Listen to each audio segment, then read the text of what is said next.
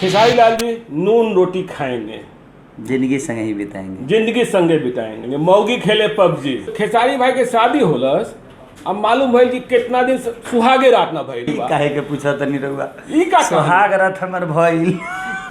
ज्यादा पे कामे बा दूध बेचना। हाँ तो मैं आधा लीटर पानियो मिलौले बनी। आधा लीटर पानियो मिलेले बानी, मतलब वो भी सीख गेल रहले। ओहो सीख ले। अच्छा, अब बाबा भोले बैजनाथ धाम में हाँ दर्शन ना दिहन इस बार। ऐसा लगे तो बाबा पबजी खेली है। हाँ बाबा पबजी खेलिए हैं। लगे आई ना मंदिर में केहू बाबूजी, भोले बाबा बैठी खेलत रही पबजी। क्या बात है। नमस्कार, मेरा नाम ज्ञानेश्वर है और आप देख रहे हैं लाइव स्थिति।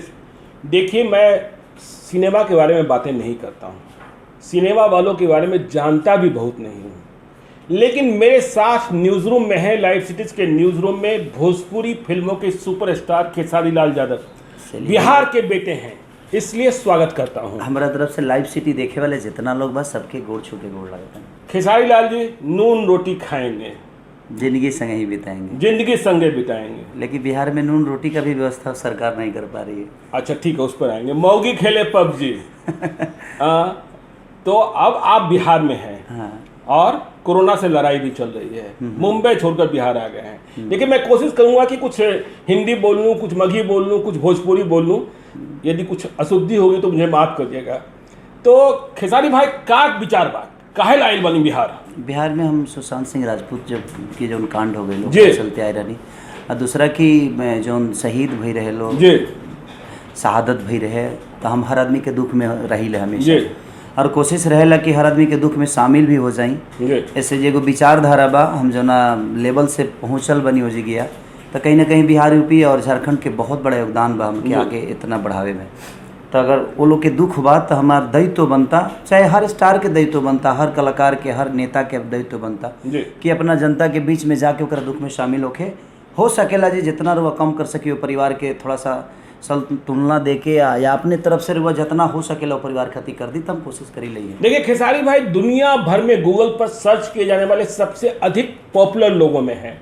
तो खेसारी भाई अभी बिहार में है और बिहार में बहुत कुछ है, कोरोना से लड़ाई भी बा, नूने रोटी खाए के बा, रउआ कहली कि नून रोटी के व्यवस्था नहीं के, तो कैसे चली?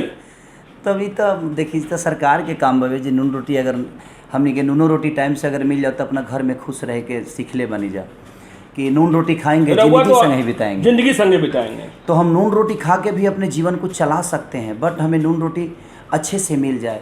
लेकिन हमारे बिहार में समस्या बहुत है, हमारे पास रोजगार नहीं है, हमारे पास व्यवस्था नहीं है।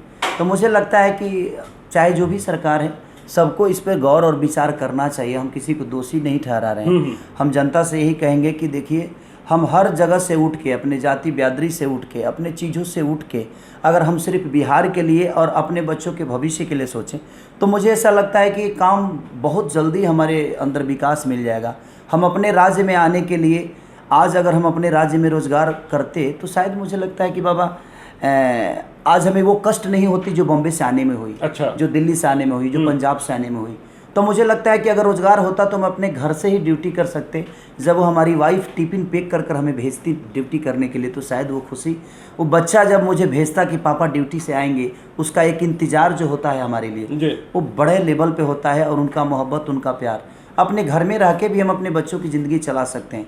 हम 15,000 के महीना कमाते हैं, लेकिन हम 10,000 कहीं ना कहीं खाने में और रूम किराया में दे देते हैं। तो कम से कम हमारा 10,000 और रुपया जो है कहीं ना कहीं बचता, तो हम अपने बच्चों के भविष्य के लिए सोच सकते थे। लेकिन वो तभी होगा जब हमारे बिहार में रोजगार होगा। खेसारी भाई रउआ बात कैली बिहार के संघर्ष के, लेकिन खेसारी लाल यादव की जिंदगी ये संघर्ष बा। अंडो बेचली, झाड़ुओ पोछा लगेली, सभे काम कैली। संघर्ष में और आज सफलता में 2 मिनट में बता दी, संघर्ष कैसन रहल और सफलता के कैसन महसूस करत नहीं? वो संघर्ष करे के ना कहल जा सकेला बाबा। सबसे बड़ा चीज की जेंगा एगो पेपर के प्रधानमंत्री लगे पहुंचावे खातिर इतना कष्ट होला, वहींगा ईश्वर खातिर, ईश्वर के लगे हर वो दुख के पहुंचे में टाइम लगेला कि वो कितना तकलीफ में बानी, कौना दुख में बानी। तो पेपर वर्क रहा जीवन के, हमनी के ओकरा के संघर्ष मान ली जाए। लेकिन हमारे हिसाब से वो संघर्ष ना रहे, वो कहीं ना कहीं हमारे पेपर फाइल रहे जो उनकी भगवान के लगे पहुंचल, और जब पहुंचल तो आज सबका दिल। पेपर वर्क में कौन कौन काम कैली? जैसे कि हम दूधो बेचले बनी अपना। दूधो बेचले बनी? हाँ। तो ज़्यादा पे काम में बात दूध बेचना? हाँ, तो मैं आधा लीटर पानियो मिलौले बनी। आधा लीटर पानियो मिलेले बनी? मतलब वो भी सीख गए लले? वो सीख ले। अच्छा। दूसर का कि ओकरा बाद दिल्ली में स्ट्रगल बहुत ज़्यादा रहे हमारा। अच्छा। मैंने लिट्टी चोखा से लेके मम्मी पापा के साथ लिट्टियों बेचले बनी, अपना शादी भइला के बाद तक ले बेचले बनी हम, अपना वाइफ के साथ बेचले बनी। अच्छा। फिर से एगो दूगो आर्टिस्ट बड़े जेकरा घरे हम झाड़ू पोछा उनकरा से मिले खातिर झाड़ू पोछा, रोटी बनावल, बर्तन धोवल। एगो दूगो कंपनी में भी झाड़ू पोछा, कैसेट कंपनी में भी हम झाड़ू पोछा, बर्तन धोवल, ये सब कैले बनी, धागा कटिंग तक लेके ले बनी। तो जिंदगी रहे, लेकिन धीरे धीरे हमारे फाइल जौन बा जी शायद ईश्वर के लगे, और ईश्वर के रहे कहीं ना कहीं आप सबके प्यार और आप सबके आशीर्वाद और आपके दिल तक हमारू फाइल पहुंचल। आज दुनिया पर रिजल्ट देखते बनी का बा। खेसारी भाई रउआ ईश्वर के बात कर रहे, बड़ी गाना गावा तनी शंकर जी पर, भोले शंकर पर। आ गई बा सावन के महीना। हाँ। आवेला बा। हाँ। हाँ। अब बाबा भोले बैजनाथ धाम में दर्शन ना दिहन इस बार कोरोना के। असल लगे तो बाबा पबजी खेली है। हाँ, बाबा पबजी खेली है। तो का होई रउआ कैसे सोचता नहीं, कैसे मनाई गाना हम गौलहू बनी। अच्छा। लगे आई ना मंदिर में केहू बाबूजी, भोले बाबा बैठी खेलत रही पबजी। क्या बात है, भोले बाबा खेलत नहीं पबजी, तो रउआ कैसे मनावत नहीं पबजी के साथे साथे? वो बस देखिए जी, हमनी के वो कहल जाला कि मन चंगा तो कठौती में गंगा। हाँ। हमारा हिसाब से हमनी के पत्थर में भी भगवान ढूंढी ले जाला, कि हमनी के घर में भी भगवान बाड़े। हमनी ने की कहत कि आप मंदिर मत जाई, आप पूजा मत करी, लेकिन ठीक बा कोरोना काल में भी अरवा अपने माँ बाप के ही हमके लागत है शिव समझ के जल चढ़ा लेवे की चाहिए हर आदमी के अपने माँ बाप के चरण में। अच्छा। ऐसे ये स्थिति भी नहीं है कि हमने के भीड़ भाड़ करके अब मंदिर में भगवान के दर्शन करे जाए जा, तो मन में श्रद्धा होके की चाहिए, और श्रद्धा कहीं पूरा हो सकता अगर श्रद्धा होके तब। श्रद्धा नहीं है तो कोनो मंदिर में गए के कोनो जरूरत नहीं है, ऐसे श्रद्धा वहाँ जाके भी नहीं पूरा कर सकत।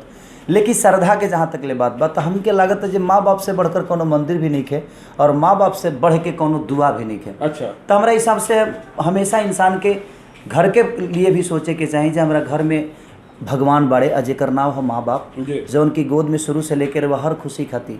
दुनिया में हमारा लागत है एगो पिता से बढ़कर भगवान के हुना होला, एगो माँ से बढ़कर भगवान, और हमेशा पिता अपना बेटा के बेस्ट खाती हर वो चीज़ करेला। और दुनिया में हमके नहीं खेला जे कब पिता चाहे माँ अपने बेटा खाती गलत सोचला। एक खेसारी भाई रोबा के बारे में बड़ी कहानी बा।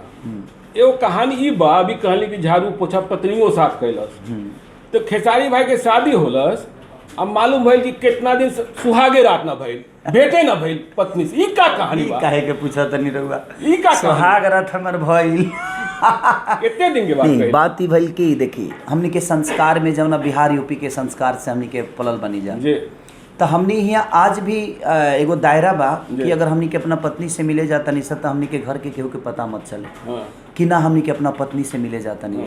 तो उमें हमारा 18 दिन समय लग गई। अच्छा। ऐसे जो भीड़ भाड़ रहे, शादी ब्याह रहे, तो 18 दिन तक शादी के बाद भेटे ना भाई? नहीं, हम अपना पत्नी से देखा देखी होके घर में खाना बनावत तरी, झाड़ू पोछा करत तरी, तो हम देखबे करी। अच्छा। बट हमनी के व्यक्तिगत एगो एक दूसरे के समझे के जोन टाइम आई, तो उमें बड़ा दिक्कत होके से सब लोग रहे, डर रहे एगो जे लोग का कही, अब घर के लोग का कही, तो वो एगो डर जौन हमनी के बा आज भी मन में रहेला कि हम अपना पापा के सामने हम कहीं ना कहीं हम टेबल पर कुर्सी पर ना बैठी ले, संस्कार बावे जे हमनी के अपने से बड़ा आदमी के कदर करी ले जा। मन में हमेशा एगो श्रद्धा रहेला कि कहीं ना कहीं हर बाप के एगो जौन क्षमता होला वो हिसाब से पापा हमके शिक्षा देले, पापा हमके प्यार देले, लेकिन जितना रहे बेस्ट देले हमके पापा। तो यही से आदमी हमेशा परिवार के बारे में सोचबो करेला। आज जब आदमी परिवार के बारे में ना सोची तो इतना बड़ा हिंदुस्तान के परिवार बा ओकरा बारे में कैसे सोची?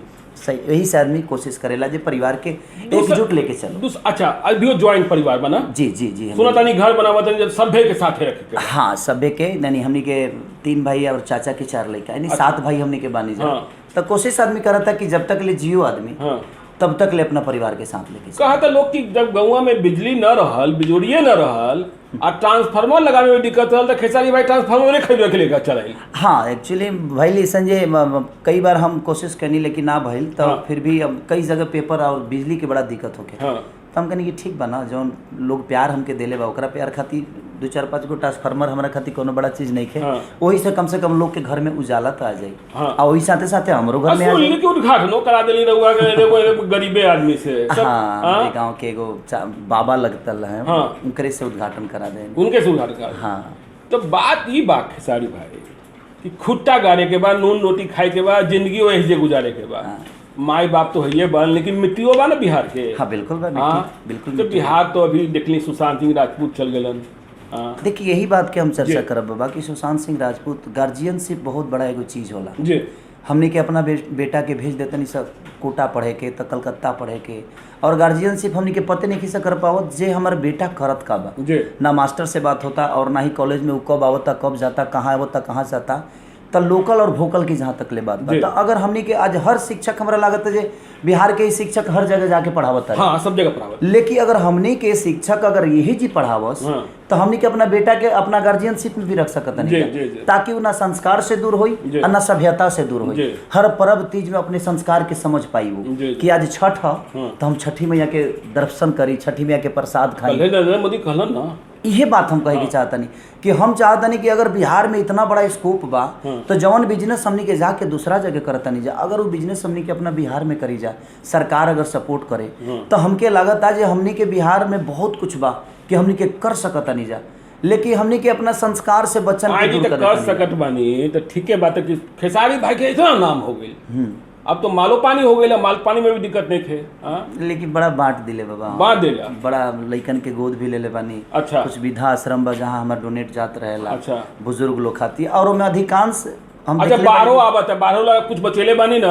हाँ, वो तब देखिए हमारे जो कर्तव्य बताओ से हमारे अपने आप के भी बेच के करे कोई तो हम जनता खातिर कर दे ऐसे जो हम जानते हैं जो हम काल कमा ले। अच्छा, लेकिन आज वो लोग की जरूरत है। बाहर में तो बात इस बार तो सब नेटवन पहुंचे। हाँ, इस बार दिक्कत ना हुई क्या? अच्छा, ये बार अब नेटन लोग की बाढ़ हमें तो बाबा सच पूछ ली की दिक्कतें नहीं है, दिक्कतें नहीं है। ऐसे जो चुनाव 2 महीना बाद आ जाए, चुनाव 2 महीना बाद आज हर नेता आदमी जितना लोग बा जरा टिकट मिलल बा हो, जरा नइखे मिलल हो, कहीं ना कहीं फील्ड में उतरी खाली ये खातिर कि हम आपके बीच के हैं और हम आपके लिए खड़े हैं। तो ए बार बाढ़ में क्योंकि दिक्कत होके वाला नहीं खे। अच्छा, और हम तो गंगा माई से यह प्रार्थना करें कि माई तू ही आपता बिल्कुल मत लेके आई है, काहे से कि हमनी के बिहार में एगो तो कोरोना से लोग परेशान बा, अगर बाढ़ आ गई तो शायद हमनी के बहुत कष्ट होके वाला बा।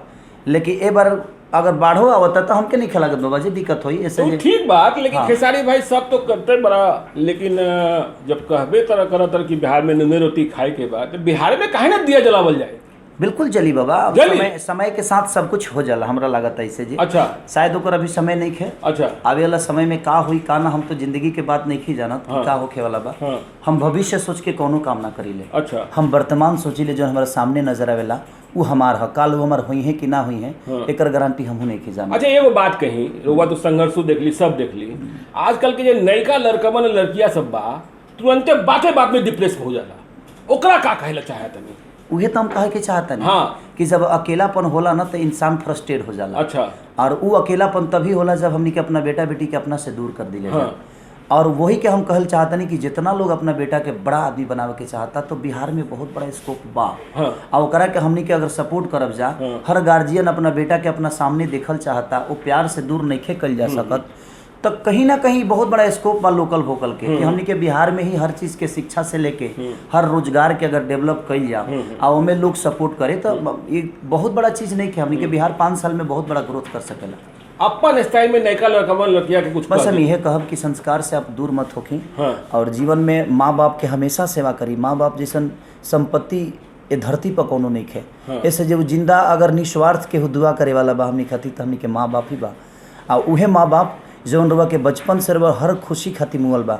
हमने के आज अपने माँ बाप के अनाथ आश्रम विधा आश्रम भेज देता नहीं जा अपने लेवल पे, शायद हमने के सोसाइटी लोग एक्सेप्ट नहीं कर पावत, लेकिन हम लोग जब पोटी कर देते थे उस समय भी हमारे माँ बाप हमें एक्सेप्ट कर लेते थे। हम एक सुंदर बीवी के चक्कर में अपने सुंदर माँ के प्यार को भूल जाते हैं, ये हमें नहीं होना चाहिए। संस्कार जब तक आपके साथ है मुझे लगता है कि पूरी दुनिया आपको हिला नहीं सकती, और माँ बाप का प्यार जब तक है उस दुआओं में हमेशा रहिए, और वो दुआएं तभी हो सकती है जब आप उस दुआ के काबिल बनेंगे, उसके मोहब्बत से भर देंगे, तभी संभव है। चलिए, तो बाबा शंकर सबके कल्याण करिए ना, बस हाँ, सबके दिल से हर हर प्रणाम। महादेव। हर हर महादेव। चलिए, तो बहुत अच्छा बात होइल। माफ़ करिए हमरा यदि हम कोई भोजपुरी मगही हम तो ना जानत नहीं बहुत बढ़िया से, लेकिन खेसारी भाई रहलन तो शुद्ध हिंदी में बात करे के कोई मतलब न रहल। और जे इनका सुहाग रात के किस्सा सुनली तब हमरो सोचे पड़ी कि का होइल रहल ना होइल रहल। तो ये सब तमाम बात बा।